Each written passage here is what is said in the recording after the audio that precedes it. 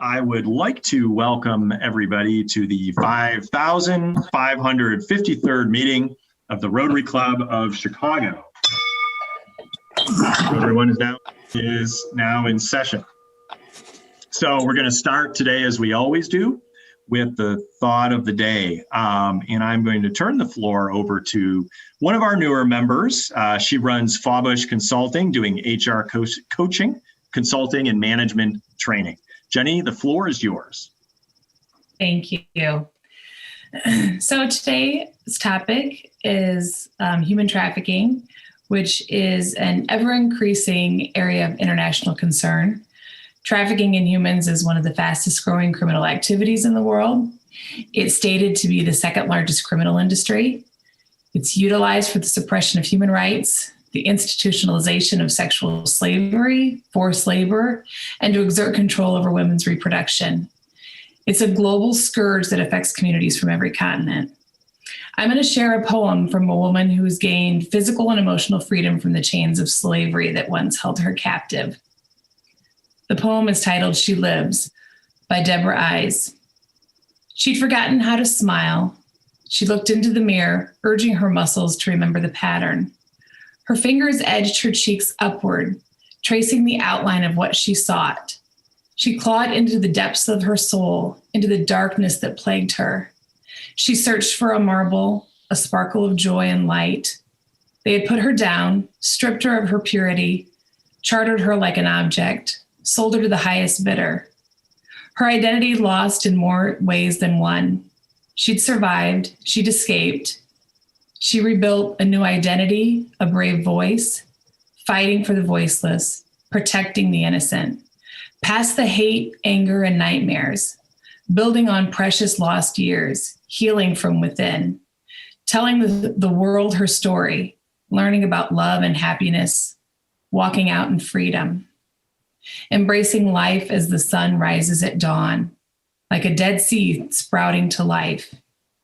She's gradually moving past her horror, learning to find her smile again. While this may not be the happiest topic, it is of grave importance. We as Rotarians especially have a responsibility to understand the reality of this phenomenon and those who are most vulnerable. Back to you, Eric. Thank you very much, Jenny. Like you said, somber but important that we understand that situation, and I think it does set the stage very well for us today, and particularly when those individuals are children. We have a couple of announcements before we get to our program for today. I'm going to start with a question, and this question is specifically for members of the Rotary Club of Chicago. I know we have guests, but for the members of the Rotary Club of Chicago, raise your hand if you received a text from us today. All right, I'm seeing a lot of hands raised. Okay, very good. That means your cell phone is in our system. And for those of you who did not receive a text from us, if you would like to receive texts from us in the future, we're going to put a link in the chat box, and you can go ahead and click that link, and it'll allow you to put your name and your cell phone number in there. It just, if you didn't get one, it means that our system at least doesn't have your cell phone listed as cell phone. So we'll just get that corrected. Basically, this was something that was identified during our strategic planning process that members wanted to get reminders via text for meetings. And that's what we've done. We've executed on that. Another quick item I wanted to mention, just to remind folks that we have instituted a new Golden Wheel membership, which is really sort of a reconstituted Easy Pay membership. Basically, it still includes your lunch once we get back to in-person lunches, but we also award points, Paul Harris points, Chess Perry points. Basically, these are just ways to get you towards what we call fellowship status, to recognize your contributions to the club by being at that price point, at that membership point. We also want to honor all of those members, and so we started today in the Gyrator with a write-up on Marshall Schmidt. one of our Golden Wheel members. We want to promote you, our members. I learned all kinds of things about Marshall. I don't know if you knew this. He used to be president of the Rotary Club of Chicago. So see, we learn things all the time about people in our clubs. I saw a couple of notes in the chat box for folks that received texts, just to get back to that item, that they did receive 2 texts. That was accidentally on purpose. Basically, the database today, the website was running very slowly. And so when Shelby sent out the first text, it wasn't clear that it actually went through. And so she sent it again. So that's why you got 2. You will not normally get 2 texts, don't worry. Unless we really like you, then you will get 2 texts. All right, well, let's move on to our program. So I'm going to start by introducing Joel Tim. Joel is Director of Operations at Team Merchant, a company that provides payment processing solutions, education, and support. And he also was formerly a pediatric nurse, in fact, so well experienced with working with children. So I thought that he would be appropriate for introducing Laura today. Joel, the floor is yours. Thanks, Eric. We want to welcome Lauren Eng, who has served as the human trafficking specialist at the Chicago Children's Advocacy Center, who, along with their partners, are the frontline responders in Chicago to reports of child sexual abuse. Over the last few years, the Chicago CAC has increased their focus on serving children who have been experienced or at high risk of experiencing the victimization that results from sex or labor trafficking. Through our active role in the Cook County Human Trafficking Task Force and partnerships with other anti-trafficking, labor rights, homelessness, youth runaway, LGBTQ, and sexual assault victim advocacy agencies, Laura has established herself as a major collaborative player. Prior to being at the Chicago CAC, Laura served as the executive director at Traffic Free for 10 years, leading a team of volunteers to achieve milestones in the organization's history, including opening a drop-in center in early 2017 for adult female-identified survivors of sex trafficking.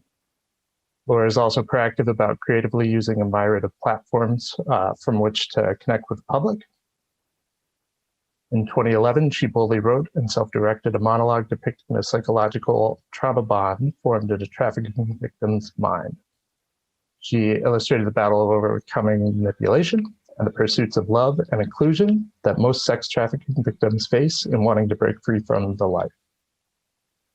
Laura received a master's in social work at the University of Illinois, Chicago in 2015 with a concentration in community health and urban development. She was recognized by her alma mater in 2018 with the Rising Alumni Award. Welcome, Laura. We're excited to hear you talk. So it sounds like the show is mine now. So Rotary Club of Chicago, thank you so much for having me. You guys are amazing in the way that you highlight issues, and I'm so glad that I'm able to share some information with you. I do, want to respect the fact that, I only want to take up 20 or, maybe 30 minutes of your time. So I'm actually going to put my own timer on right now to make sure I stay on track. And so given 20 to 30 minutes, we're not going to go too deep into anything. We just don't have the time, but I'm hoping that I can give you a good overview of the definitions of human trafficking at the CAC, as well as some of the trends that we've seen during COVID. I will say that while human trafficking is definitely inclusive of all genders, all races, all peoples, and also inclusive of both sex and labor trafficking, most of my conversation, just based on my current role at the Chicago CAC, will be more focused on sex trafficking and also will be more focused on minors. But as my bio just stated, I do have several years of experience working with adults. So if there are questions, my email address, I'm happy to share my email address at the end of this if anybody has one-off questions that we just can't get to. So with that, I'm going to go ahead and share my screen and dive right in. I might pause every once in a while to ask whether or not there are any questions. I do much better that way instead of maybe holding off to the very end. So I'd rather hear what your questions are rather than just go through my PowerPoint, and then everybody who is participating on this conversation right now will actually be able to receive a PDF of my presentation. So if we don't get to every single slide, no worries. Or if you want to take notes, no worries, you will get a copy of this. So let me go ahead and go full screen here. So January was National Human Trafficking Awareness Month. It was a great month for me. It's one of the busiest months of the year, of course, and I did a lot of presentations, and I'm so happy to kind of, I still think it's kind of, close enough to January where we're acknowledging that it's National Human Trafficking Awareness Month. So thank you to the Rotarians on here for giving me this platform and inviting me essentially into your home. If you're not aware of what a Children's Advocacy Center is, we are the frontline responders, just like my bio had stated. We're the frontline responders to actually all allegations of child abuse. We mostly do see allegations of child sexual abuse, but we also see cases of child physical abuse, witness to domestic violence, witness to violence. If the abuse has happened in the city of Chicago and there's an investigation that is led by law enforcement or Illinois Department of Children and Family Services, those cases are then brought to the Chicago CAC.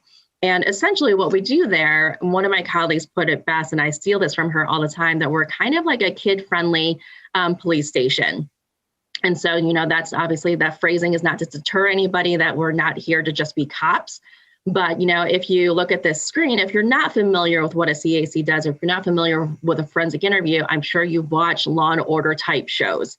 So this is a forensic interview room. You'll see the people that are closest to us in this image are acting like the investigators of a case, and they could be law enforcement, they could be DCFS. Parents and caregivers are never in this room. And so then on the other side of the glass, which is a one-way mirror, will be our forensic interviewer as well as the child who's brought in.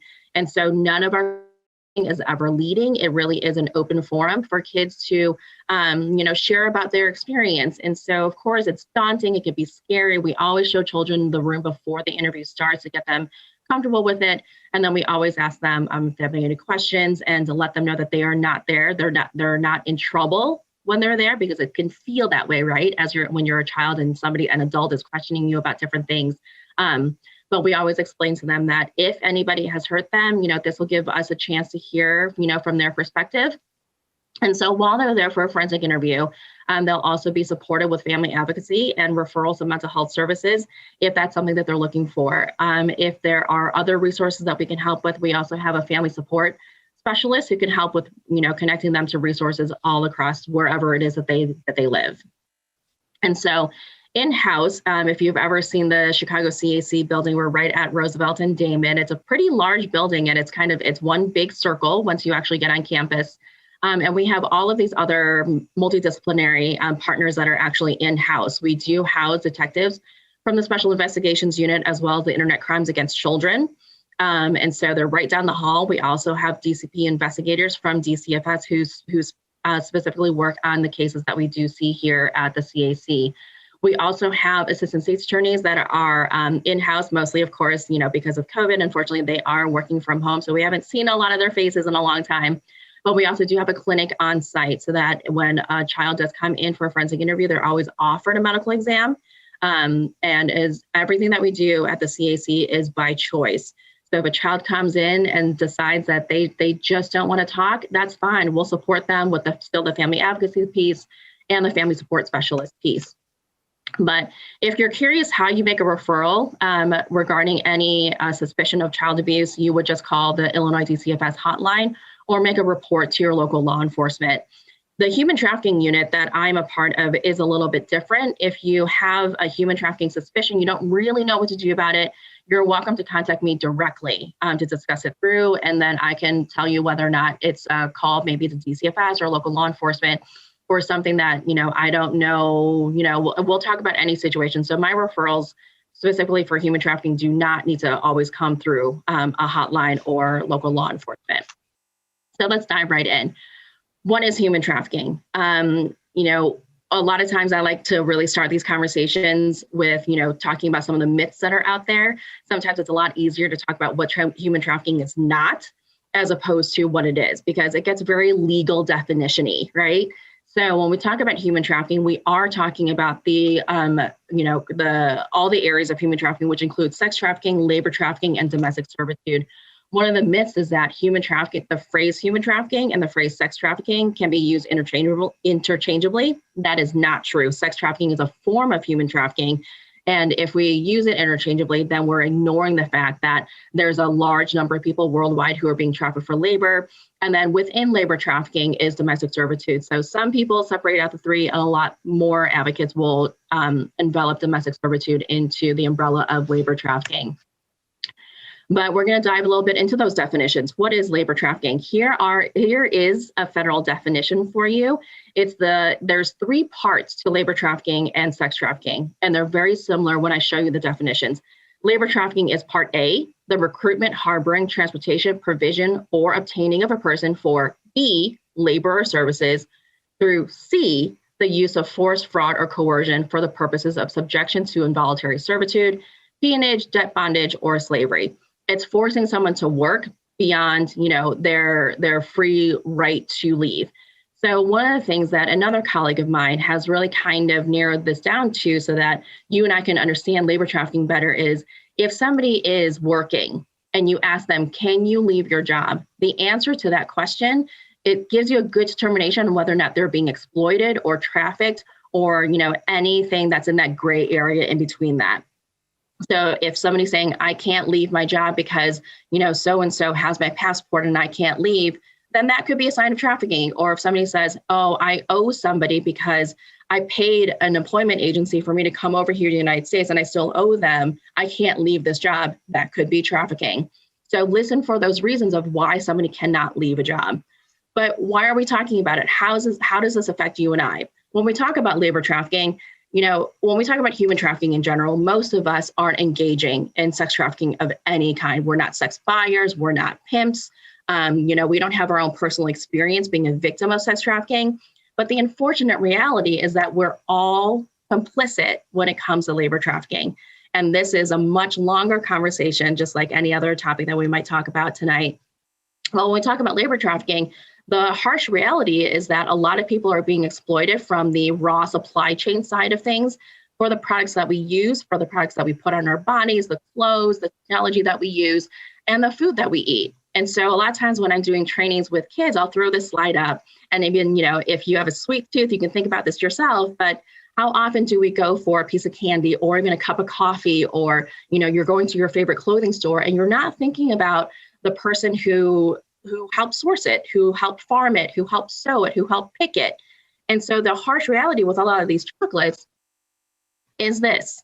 So the people who are actually producing the cocoa that goes into a lot of the chocolate is actually sourced through child labor, forced labor. And so it's a lot of things, a lot of people that we don't see. We see the final product, we see the end product, that's where our money goes towards. But then if we're not paying attention to the very beginnings of things, unfortunately, we become complicit and are furthering labor trafficking. There are resources at the very end of this presentation that you can dig into a little bit further yourself. Or if you're interested, I can always come back and do a longer presentation for labor trafficking. Also, you're welcome to, if you are part of a company, a community group, whatever it might be, trainings for human trafficking and a little bit more specified subjects within human trafficking are available to your community group, your company, your school, whatever it might be. So as we think about technology, as we think about different things, it's a huge importance for us to pay attention to this because according to the ILO, every single year, every single time they release statistics that for every victim of sex trafficking, there are 9 victims of labor trafficking. We can absolutely unpack why it is that we hear about sex trafficking so much more often, but the huge reality, once again, is that there are so many more labor trafficking victims worldwide, and there's got to be something that we can do with our money. I'll leave it at that. I'm going to flash this slide up here real quick. There's actually 2 slides. So I want to point out the name of this organization that kind of put this together. Polaris Project is an organization that's based out in Washington, D.C., and they run the National Human Trafficking Hotline, which will also be provided to you at the end of this presentation. And so they've run this hotline for the last 15 years at this point, if not longer than that. And so anybody who is a victim or survivor or a service provider or a regular everyday citizen that might suspect that human trafficking is happening can call the hotline and give whatever details that they possibly can. And then from there, Polaris Project has connections with law enforcement and service providers all across the country, and we'll be able to connect you with your nearest law enforcement and or service provider. And so based on these hotline calls that they received, they started aggregating over the course of 10 years, I believe, of the details that were disclosed to them during those phone calls to see where it is labor trafficking is happening. I've got a couple slides of where labor trafficking is happening, and I've got one slide about where sex trafficking might be happening. But I want to point out, as I'm going through these slides, hopefully you've taken some time to skim some of these things, especially the bolded ones, which are most of these industries.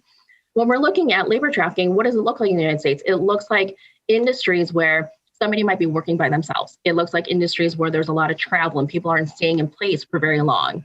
And so if we think about it, these are the more hidden careers that somebody might be engaged in. If you and I are working in an office, and let's just say, Eric, you're on my screen, I'm going to pick on you for just a second, but let's just say Eric's coming into the office, or Eric's coming into the office seeing me, and he's noticing over time that I just keep losing weight over, just like slowly over time. Or he's noticing that, hey, you had that bruise the other day, and now I'm noticing this other fresh bruise. And you start noticing like, oh, well, you don't seem to bring a lot to work for lunch and you never order out. Like, are you having enough food to eat? If we're working in an office and we see each other every single day, we're going to start noticing those things. But in a lot of these industries, we don't notice it, and we don't have an opportunity to notice it. And even as consumers, we're not going to carnivals and seeing the same people every single day because we know that, these are seasonal jobs and that we might not see them. So I'll put the second slide up of where labor trafficking. And so keep in mind, this is all the trafficking statistics that we see in the United States alone. So this helps us keep in mind that human trafficking isn't an overseas thing. It is very local. And so we start looking at some of these industries. What are some of the opportunities for us as activists and advocates to be able to, go in, intervene? And a lot for me as an advocate, it's training. So we've done, trainings for hotels and hospitality industry. We'll go into some of these other industries to do some trainings, building some strong relationships. And then we also, as advocates, get to highlight which companies have stepped forward and saying, what we've gotten this training, and we will not stand for it. So here are some protocols that we have in case any of our staff may be noticing that human trafficking could be happening. And so that's one of the big wins that we want with companies, is that they have protocols in place that if somebody suspects that human trafficking might be happening, where do they go with that information? So let's move on to where, I will say my expertise is a lot more about sex trafficking. And a big part of that is because we're still learning how to identify what labor trafficking looks like. So a lot of the cases that I've seen, a lot of the individuals that I've worked with and families that I've worked with have been through incidences or at some risk of sex trafficking. So same things, A, B, and C components of the federal definition, which includes that recruitment piece, which is part A, that part B piece, which is for the purposes of commercial sex, so no longer the purposes of labor. And then part C is induced by force, fraud, or coercion. So what it is, what it's for, and how it is becomes sex trafficking. But one of the things that I'll also want to point out that I pulled out of this federal definition here, which is super important for the work that I do as the human trafficking specialist at the Chicago CAC, I work strictly with kids under 18 years of age. And according to Illinois state law, if you're under the age of 18 and you are engaging in commercial sex at all, regardless of whether or not there's a trafficker or a pimp who is known to control that young person, that part doesn't need to be proven. The fact that there may or may not be a trafficker that's actively present in a young person's life does not need to be proven in order to treat that young person as a victim who is deserving of services. So under the age of 18, if you're engaged in commercial sex, you are automatically treated as a victim of sex trafficking. And so I use the word victim mostly because of the industry that I'm kind of in right now, working with law enforcement, working with DCFS. But I use the word victim not to classify what people are going through, but to really highlight the fact that they are deserving of services. And so that's how my mind works when I use victim or survivor. I'm going to do a time check real quick here, unless somebody wants to give me a time check. Ooh, not a lot of time. So I'm going to flash through these once again. You will get a copy of these slides. If there's questions, please feel free to email me. I'm going to let you skim this real quick. There was a huge push late last year against Pornhub that was #TraffickingHub. And this pornography piece is a huge part of where we do see a lot of exploitation happening. As you can see here on the parentheses, the rates are higher for male victims of this form versus other forms of exploitation. And then personal sexual servitude, we do count that as human trafficking because it is essentially the idea, if you look at, people who are experiencing homelessness or people who are getting kicked out of their homes for coming out as LGBTQ, these are people who need a place to stay. These are people who need a meal. And if somebody says, I will put a roof over your head or you can stay with me if you have sex with me, that is considered sex trafficking. So we put those up there. Why do we focus on minors? Over and over again, statistically, we know that people who have come forward or cases or allegations that have come forward make up about a little over 20% of the cases that are seen that affect minors. So unfortunately, it's one of those things that's super sad, but during the pandemic, we saw so many people losing their job. And it's frustrating to me that my job wasn't at risk because this is a crime that did not go away. It also didn't decrease during the pandemic, and I'll show that slide in a little bit. So I'm going to skip through some of this stuff, but I am the human trafficking specialist at the CAC. I also have a colleague, the C-sex specialist, commercial sexual exploitation of children, as well as a human trafficking therapist. It's super important that the CAC hired me at the same time that they hired a human trafficking therapist, because the idea of being a victim of sex trafficking, or the fact of being a victim of sex trafficking, one of the biggest things that keeps people in that situation is that relationship that they feel like they have with their trafficker. So we intervene with another relationship as quickly as we possibly can. And so being able to refer to a therapist without a wait, which unfortunately, there are a lot of times is a wait for therapy services, just helps us just take down that barrier for combating one relationship with another. So here are some quick statistics for you. We do see cases that are referred to very directly. DCFS has an allegation in their hotline reporting that is human trafficking of children. And so based on those allegations, or if it did not involve DCFS, the Chicago Police Department, the Sheriff's Office, they also have charges of trafficking. And so when those charges come through to the CAC, or when those specific allegations come through from DCFS to the CAC, we see those cases automatically, of course. Those cases are automatically assigned to myself or my friend colleague Tiffany, who is that C-sex specialist that I mentioned beforehand. And you'll start noticing some of these numbers. So we've really only focused on this for the last few years, which is why these are actually the latest numbers that we have and the only numbers that we really have. That first year that we really focused on human trafficking, she saw 57 cases. After I came on board, that second year combined, we saw 42 cases. Why did the number get lower? A huge part of it was the pandemic. But why are these numbers so low? We know statistically that there's got to be so many more cases out there. But keep in mind, these are specific allegations that we responded to based on law enforcement and DCFS identification. But let's keep in mind, the CAC has a very unique place here. We see so many cases of childhood sexual abuse. And we know by research that 70 to 90% of victims of sex trafficking experience childhood sexual abuse prior to becoming a victim of sex trafficking. So how do we intervene here? We also know that sexually exploited youth have been exploited for 2 to 3 years before there was a referral to specialized commercial sexual exploitation of children services. So you put those two statistics together, and there was an opportunity here for us to increase our identification of young people who might be experiencing sex trafficking or who might be at higher risk. So that's exactly what Tiffany and I did. We started looking at every single case that came into the CAC. And since June of 2020, we accepted, based on reviewing every single case, which does not include those cases that came in for trafficking, there's my timer, which did not include the cases that came in for trafficking. We essentially added over 30 more cases to our workload. And so we have this unique platform to be able to look at cases, and we're either intervening if a young person is starting to go online, meaning older men, all of a sudden they started having gifts at home that their parents don't know how they got. We're intervening in those situations, unlike how we ever did before. So identification is super important in order to make sure that those young people are connected to appropriate services.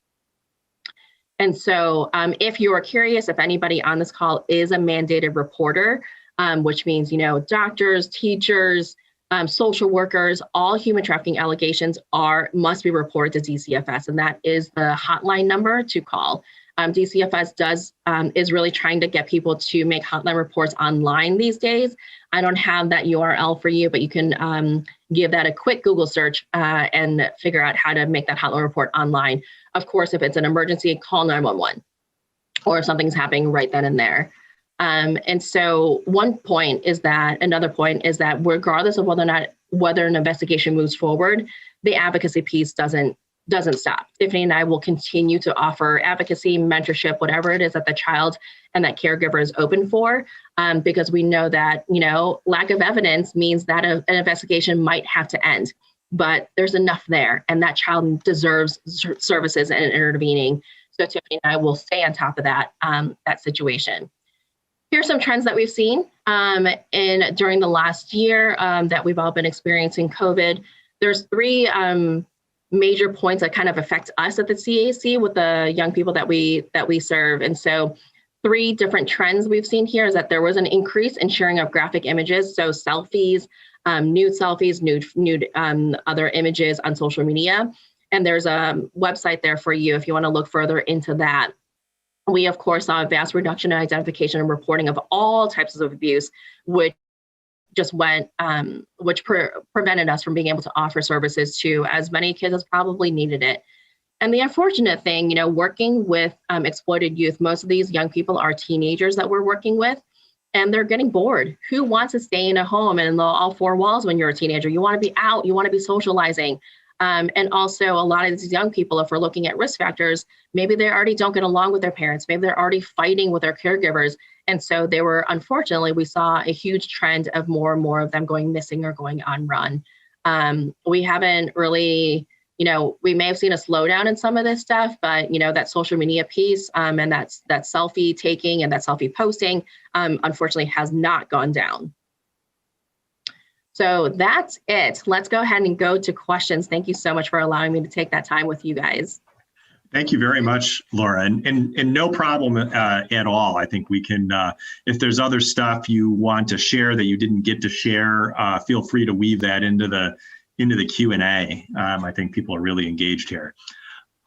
We have a couple of questions that have popped up in the chat box, and since we don't have we have a more modest number of people on the meeting today, I think I might just let them ask the questions directly. Marshall, do you want to ask your question to Laura directly? Sure. So Laura, thank you very much. This is a topic that's very near and dear to our family, because I said in the chat box, my daughter spent 10 months as a call specialist on the National Human Trafficking Hotline, and became very familiar with how bad this problem is. But what struck her was that the forms of human trafficking are so varied. It's everything from forced labor for immigrants to sexual exploitation, as you talked about. And the question I have is really how can people in your area raise the visibility of this so that the average citizen really watches out for this, because the forms are so varied and so pervasive in society that until there really is a deep understanding of what this is, I'm not sure we're ever going to be able to eliminate it. And how do we raise that visibility and awareness? Yeah, absolutely. So it comes down to your sphere of influence. Is your sphere of influence your school system? Is it your business? There's not a single person who doesn't need human trafficking awareness. And if we're not teaching each other how to identify it, then we're going to keep not identifying it, keep not intervening in young people or adult lives who need to know that there are other options out there. And so no matter where you're at, you can always request a training for your business. And if your sphere of influence, is political, then, go to your politicians and see if there's a public awareness campaign that can be had. We're working currently with the mayor of Chicago to figure out what that public awareness campaign looks like that actually speaks to victims and survivors. There's so many public awareness campaigns that speak to the general public, people who never experienced trafficking or, have been at risk for it. But we need people who actually need the services start coming forward and start identifying that, hey, I think I'm in that situation. I think I need services. Okay, let me call this telephone number.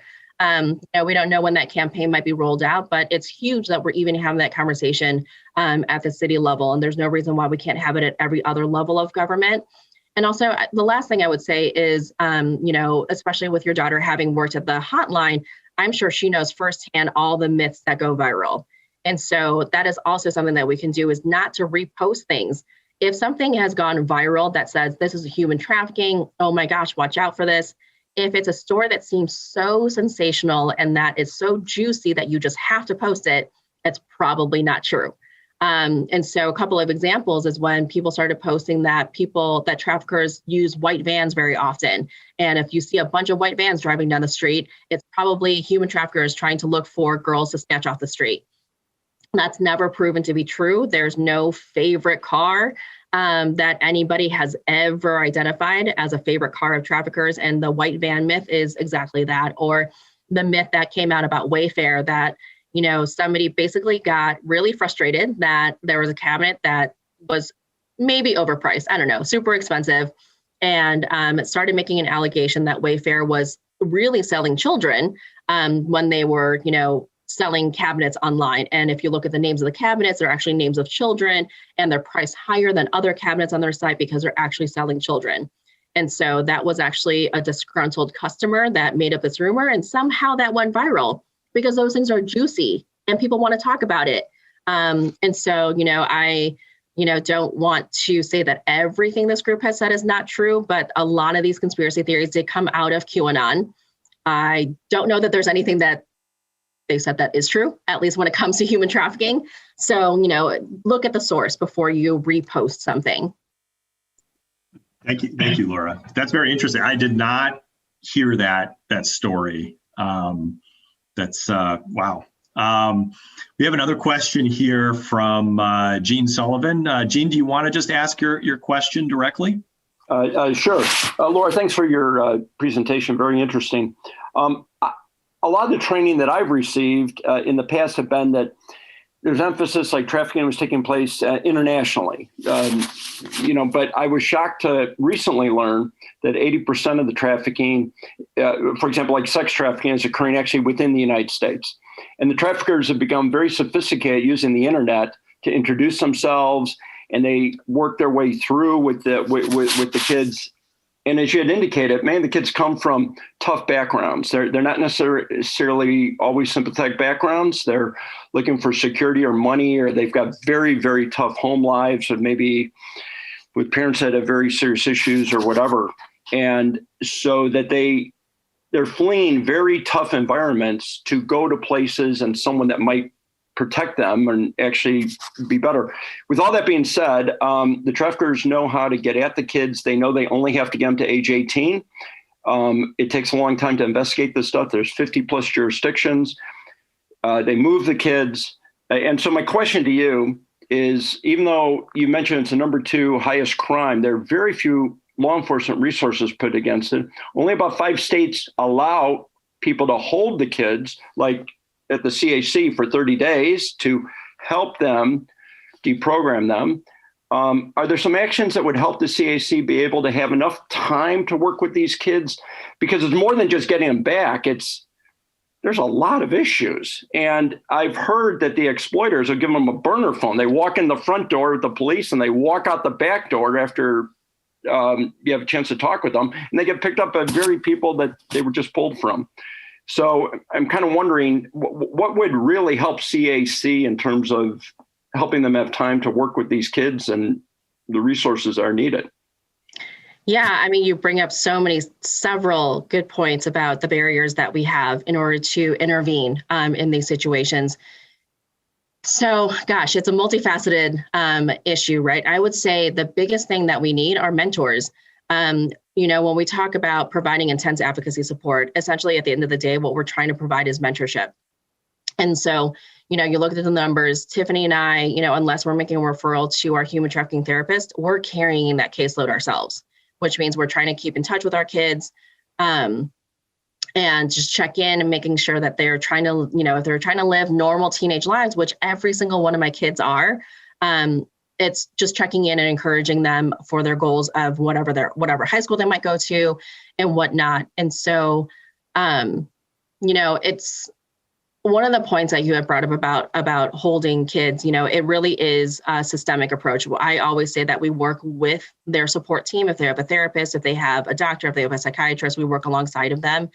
If they have caring caregivers, that's one of the big pieces that I would say for most of my kids, they have caregivers who care and who just don't know what to do about it. And they're normal parents, right? If they find out that their kid is being sexually active, a lot of times for caregivers, that's a huge shock to the system. And so when we talk about being proactive, it's providing mentorship before a kid, may need it, quote unquote. It's providing mentorship when a kid absolutely does need it. But it's also being proactive about educating our parents and our caregivers, our foster parents, whoever is in the caregiving role for young people. And one of the big things that I think is misconstrued is that, when kids start getting curious about body parts, when kids start getting curious sexually, very often they're getting punished instead of being sat down and let's talk through this. Let's talk about your curiosity. What questions do you have? And I make this comparison sometimes in presentations that, if you are a parent and you start thinking about the protective factors that you want to bring to your kids, do you have maybe more of a punitive household, or do your kids really feel like they can come to you and talk to you about anything? Take drunk driving, for example. If your kid got drunk at a party, are they more afraid to call you and say, hey, I'm drunk, can you please come pick me up? Or are they more afraid to get behind the wheel? And so, I know for a lot of the kids that I work with, they'd risk getting behind the wheel because they're more afraid of telling their parents that they're drunk. And so, thinking about that, if you're curious, or if you have an older gentleman who is pretending to be younger and friending you online, are you going to talk to your parent about it? And just also being more proactive about how do we reach parents for internet safety. We have to go through the systems that they're already existing in, if it's a school system, if it's a school board, whatever that might look like. But also the internet safety piece can also come up if you're just doing a training if you invite me to do a training for your business. So I'm assuming a lot of people in your companies are probably parents, and they need to hear it from somewhere. If they're not going to hear it from any place else, then bring us in, get those trainings started. Thank you. Thank you very much, Laura. That is very helpful. I think we have time for one more question. Katie DeLaHunt, you have the floor. All right. Hi. So my background is I am an attorney and I was a judge. So I would see people in my courtroom sometimes who were actually victims, but then they were being prosecuted for something, which always annoyed me very much. And then a few years ago, Rotary at the Rotary convention in Atlanta, I don't know people who were there, but they introduced this whole idea of the human trafficking and sex trafficking. Laura, your specialty is, the sex trafficking. And to me, the big elephant in the room is supply and demand. And so if you're working at taking the supply away, the demand is still there. And who is working at curbing the demand? Who is going after the people who are demanding these services and doing something about it? I'm always at a loss for that. Do you have, who do you work with? Yeah, absolutely. That's a really good point. The organization that I used to run, we used to have this tagline that said free the supply and the demand, because it has to work in tandem. You do have to go after the sex buyers, of course. If it wasn't for sex buyers, there wouldn't be sex to sell. And so we work with one of the great organizations that we work alongside is the Chicago Alliance Against Sexual Exploitation, CASE.org, CAASE.org. They do a lot of legislative work to, push forward this notion that we should be going after sex buyers and stop criminalizing people who a lot of times don't feel like they have any other options. They're doing it for survival. They're doing it for the relationship with their trafficker that they see as their boyfriend. And they're doing it to put food on the table. When I was working with adults, one of the things that we always talked with our volunteers about is that it's not our job to get people out of the life. The life is a very common term that's used to refer to people who are experiencing these situations. It's not our job to get adults out of the life. It's our job to let them know that they have support and that they have options once they do decide to leave. Because we want to make sure that everything that we do is empowerment based, and they have to choose to leave. And even with kids, obviously, we obviously don't, it is our job to get kids out of life. It's very different than working with adults. Working with kids, we want to prevent further victimization, further trauma. But even with kids, it really is, once again, when I said that we do mentorship, we're focusing on those, what are you doing at school? What kind of goals do you have? Are you excited about basketball? Are you excited about school, restarting maybe in person? And we focus on those conversations and let them know that they can be a normal teenager and they don't have to worry about, they don't have to talk about the trauma over and over again. So many of my kids, once their caregivers get overwhelmed and they come to the CAC, oh my gosh, this is all coming to the surface. What am I supposed to do with my kid? A lot of times I hear then from the kid afterwards, as I'm doing my follow-up phone calls with them, that, oh, my mom's talking about this again. I heard my mom talk to my uncle about this, and they cannot get away from their own trauma and be a normal teenager. So I'm going beyond the question. So the Junior League of Chicago also is on this topic. They've been sponsoring things all last month, shows you could watch, books you could read. And they had a woman speak, and she, as a teenager, was taken by her stepfather, who first sexually abused her, to go and, take her out to the suburbs to a hotel where he would have other, or adult men coming to, engage with her. And she was under 18. She had no choice in the matter in a way, because this is her stepfather in her home doing this to her. And again, it goes to my question of that hotel where he was arranging all this. They had to have known. I mean, come on, are they burying their heads in the sand? What's the deal? Who facilitates these things and just seems to be getting away with it? So. All very good questions, Katie. Did we lose Laura?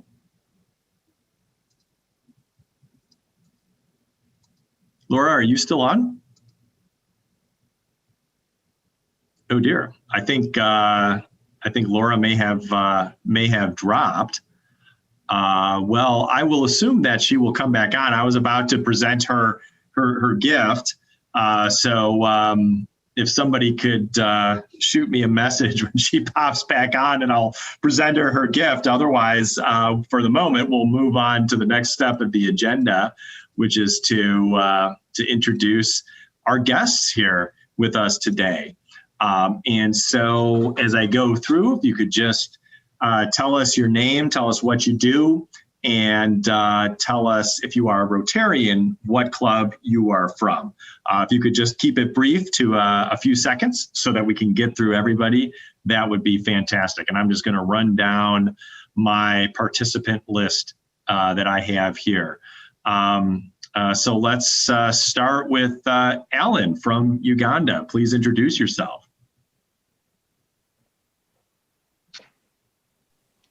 Thank you, President Eric. Good morning, ladies and gentlemen.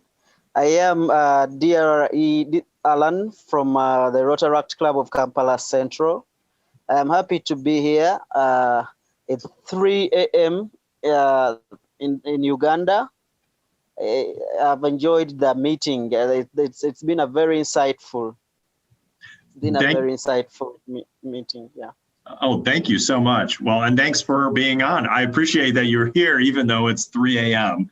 in Uganda. That's fortitude right there. I love it. Thank you. Before I go to my our next guest here, I see that Laura is back on. So Laura, just wanted to wrap up with you here. Thank you so much for being with us today and for sharing that information. It's very valuable information for our members to have so that we can help you in your mission. I also want to present you with a gift that we give to all of our speakers. Everything we do here at the Rotary Club of Chicago is with the intent of affecting lasting change in our city. So these candles are from an organization called Bright Endeavors, and all proceeds from these candles support their mission to empower young moms by providing transitional jobs and professional skills training. So this not only helps those moms, but obviously it supports their kids and it supports our communities. So you'll be getting one of these in the mail, and I hope you display it proudly. Absolutely. Thank you so much. I'm excited. We love candles in this house. Okay, perfect. Well, if you run out, let us know and we'll send you a second one. Okay, sounds good. Thank you. Sure. And feel free to stick around as we go through our other business and introduce our guests. You're welcome to hang out as long as you like. Very good. So we just introduced Alan. So let me run down the participant list here. We also have Edric Mukibi. Could you introduce yourself, please? You may be on mute. Thank you so much, President. My name is Edric Muchivi from the Rotary Club of Kampala Central. It's in Uganda. I'm glad to join you. Thank you for the wonderful topic. I enjoyed every bit of it. Thank you so much. Well, thanks for being here, and excited to have several members from Kampala Central. That's fantastic. Let's see. Our next guest here is Elky. Could you introduce yourself? Good evening. My name is Elky Friedman. I'm just from the neighborhood, nothing fancy, nothing international. It's Northbrook, Illinois, where I'm a member of. The program was unbelievable. Thank you so much, Laura, for what you do. Thank you to you and your team. Well, thank you, Elky, for being on with us today and sharing your evening with us. Appreciate that. Let's see, we have Irv and Ruth. Please introduce yourself to everybody.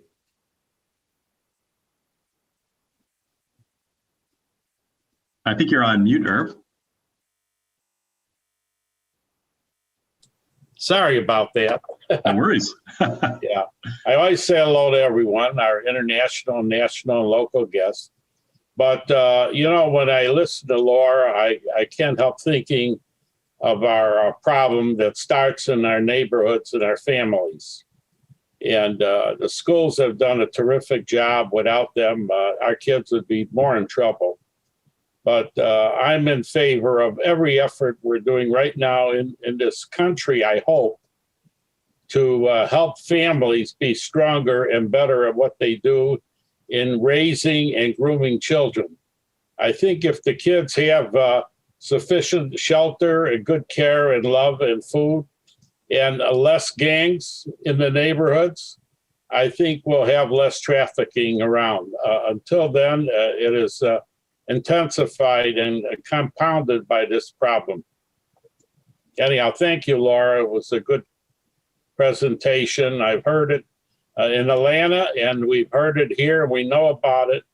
And raising awareness in every symptomatic problem is the first step. So thank you for being here. Good program. Well said, Irv. Thank you very much for that. And I think the last guest I see on my list here is another person from Kampala Central, Kato Fahad. Kato, could you introduce yourself, please? Yes. Thank you, Mr. President. I'm Kato Fahad from Rotary Kampala Central. It's an honor to be here, and thank you, Laura, for the information. It's really insightful, and these are things we didn't think would happen in the US, but they are happening. Thank you so much. Well, thank you for being here. So did I miss any guests here today? All right, not hearing any. Let's move on to our announcements. So I always like to highlight any member successes. Last week I mentioned one, I'll repeat it here again. I'd like to congratulate member Nick Del Carlo for expanding his business to include a nationwide agile consulting practice. And why this is particularly good for us is he's also looking to hire experts in that space. So please reach out to Nick directly, or to myself, or to any of the CAM team, and we'll connect you if you this is an area you're interested in, or you know other folks who may be interested. I also want to thank all of the volunteers who have signed up for the kickoff of the Rotary Virtual Reading Room for Kids. All of the spots are now filled. They filled up rather quickly, so that's fantastic. It means there's also demand for doing virtual reading for kids. So we will make sure to have more of these in the future. We'll try to do another one next month if possible. But we'll certainly share the results from this month's event with kids from a safe haven. But there are plenty of other volunteer opportunities for folks to get engaged with. How many people out there like to run? Marshall, you better be raising your hand because we're going to sign you up for this. David Hirsch is not on today, but we'll be signing him up too, I'm sure, being the Ironman competitor that he is. But we have now registered a team for the Chicago Shamrock Shuffle. So there is a Rotary Club of Chicago Shamrock Shuffle team. Now, I know you might be saying, well, how can we run in a race when you've got COVID going on out there? Well, this is one that you can do at your own pace. You can run around in your own neighborhood. It is self-reporting. So we're going to share a link with you in the chat box. Feel free to sign up. Registration is $30 per person. You get a T-shirt, a running belt, a bib number. There's an optional 8-week training program if you're so inclined. And a Shamrock Shuffle Spotify playlist. So all kinds of benefits, but most importantly, you get to register on behalf of our club, represent our club, and raise money. So basically, this can function as another fundraiser for our club, but also a nice team building activity. And to answer your question, Ed, in the chat box, watching other people run does not count. Unless you make a donation for watching them count. So we also have vaccination support to help get veterans vaccinated. I've made this announcement the last few weeks.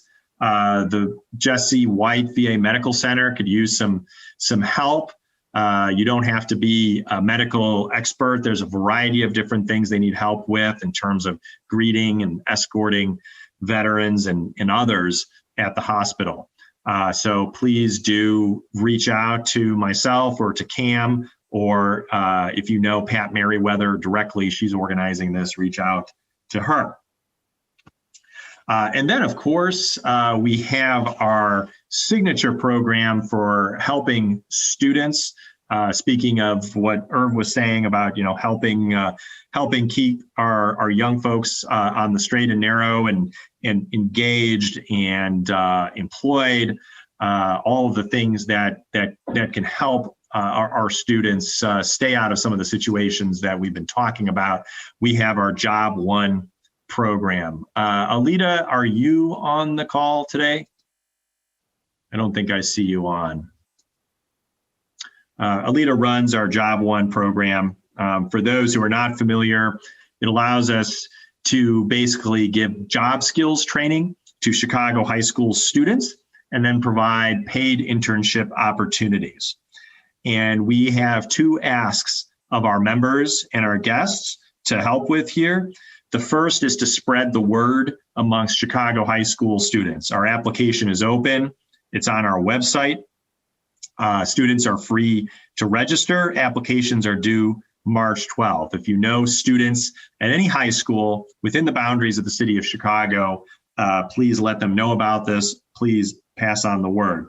The second thing we need, as always, is employers. We need jobs for the students. The going rate in the city of Chicago for minimum wage is $15 an hour. It needs to be at least 20 hours a week for about 8 weeks. It's not a significant financial commitment, but these students are well trained.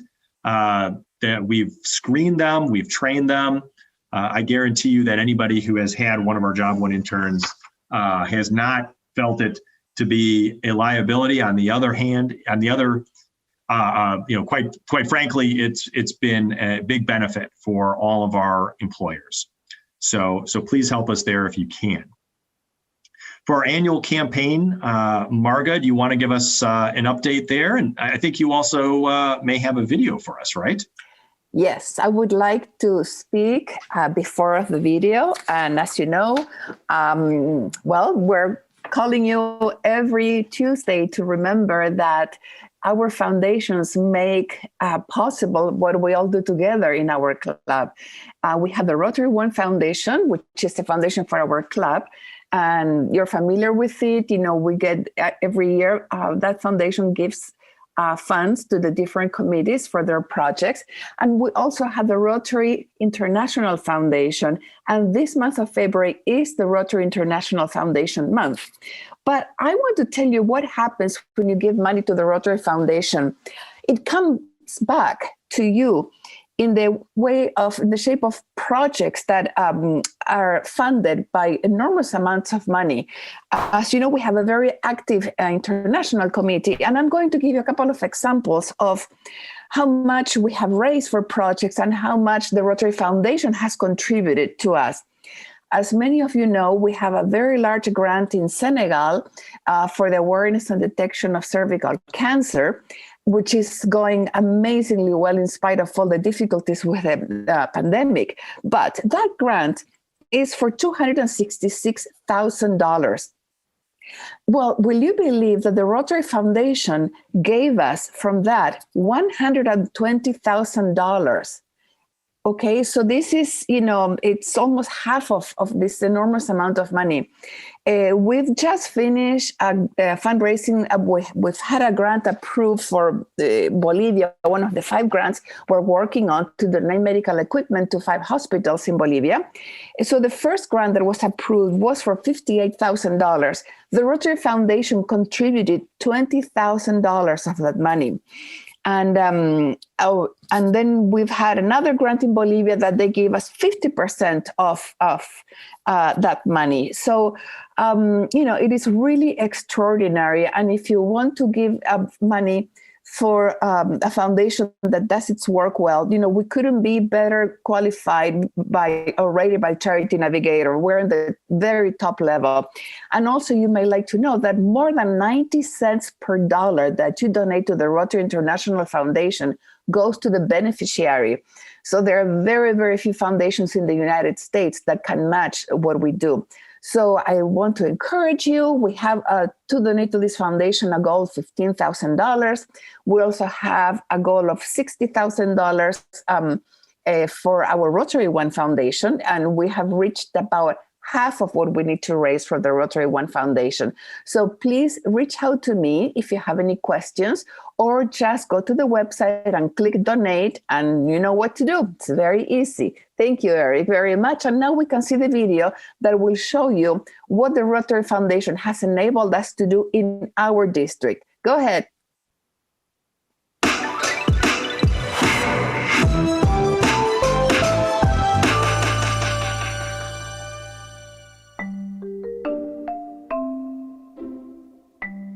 Se llama Leila, ella es mi nieta, y vamos a leer un libro, se llama Me gusta la escuela.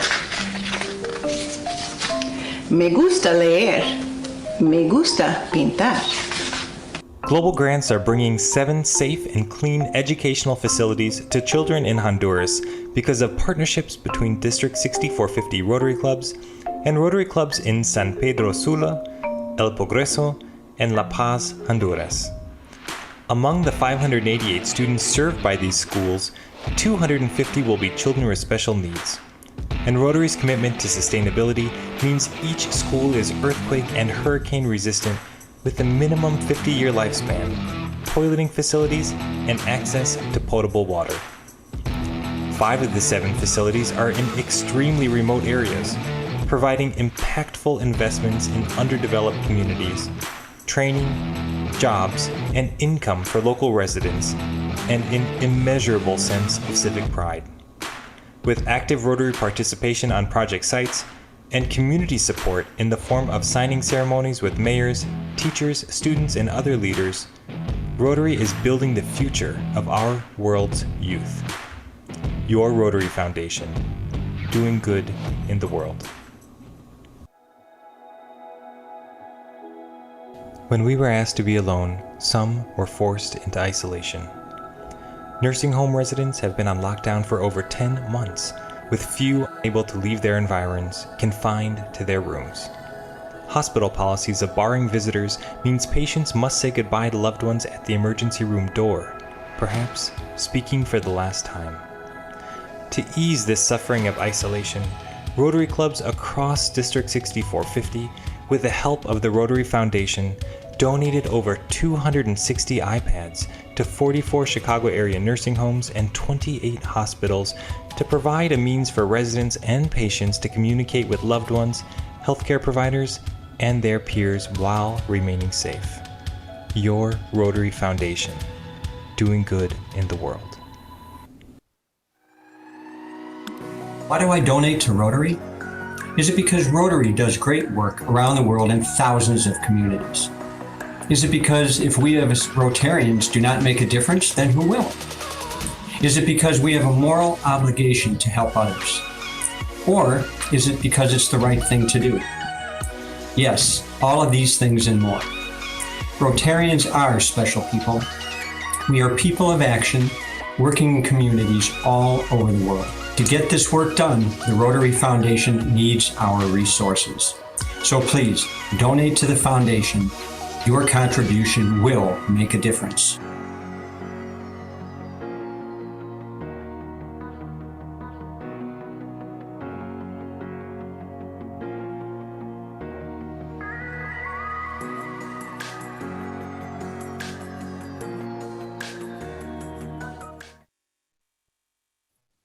Thank you, Eric, very much. All right. Thank you, Marga. And thanks to folks at the district who put together that fantastic video.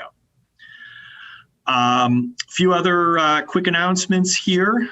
Did you all see Betsy's story in the gyrator? I hope you did. If you didn't, please check it out. We want to make sure to share content on our members and what they're doing. And we want reflections from our members on some great Rotary stories or things that may be of interest to Rotarians. We want to share that content in the gyrator and in other locations. So please reach out with that content. But at the very least, make sure you read Betsy's story. One bit of unfortunate news, you may know that the Taipei conference has officially been moved to virtual. If you did not know that, you know that now. So that conference in June will be virtual. So we'll be sticking around here for one more year. In terms of upcoming meetings, as always, we have a plethora of committee meetings coming up. We've got community service this Thursday, international service the following Thursday, and PR marketing Thursday after that. Board meeting is, as always, the first Tuesday of the month, 4 p.m. All are welcome. You can find all that information on the calendar on the website. Please join and help support the business of the club. We do have, as usual, our Tuesday meetings coming up. February 9th, to be determined. We're working on some potential great speakers.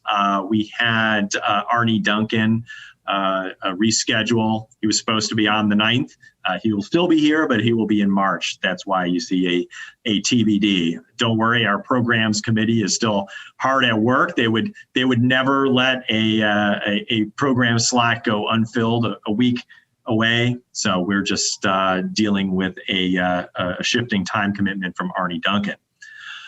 February 16th, we have the Carl Zimmerman Young Entrepreneurs Series with Ibrahim Alinor and Irawale Akande, who started a firm called City Health Tech.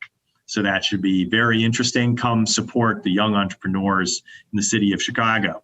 And of course, February is Rotary Birthday Month. So please save the date. February 18th will be the Rotary 116th birthday party. Of course, it will be virtual this year, perhaps for the first time in 116 years, as far as I know. I don't know if it was virtual in like 1907 or something. I was not there. but it'll be fun. Timo is working on organizing that. So if you have any ideas, make sure to mention those to him. So that does bring us to the end of the meeting. I thank you for all folks who have stuck with us. As always, we conclude with our four-way test. And so if you could just put up the four-way test there, we're going to have one of our guests from Uganda, Kato Fahad, read that for us. So Kato, the floor is yours. Could you please read us the four-way test? Yes, the four-way test as it goes. First, is it the truth? Second, is it fair to all concerned? Third, will it build goodwill and will it be beneficial? Will it build goodwill and better friendships? And lastly, will it be beneficial to all concerned? Thank you so much, Kato. We really appreciate you being here and all of your fellow members from Uganda who stayed up until 3 or maybe now 4 a.m. to be with us. So with that, meeting adjourned.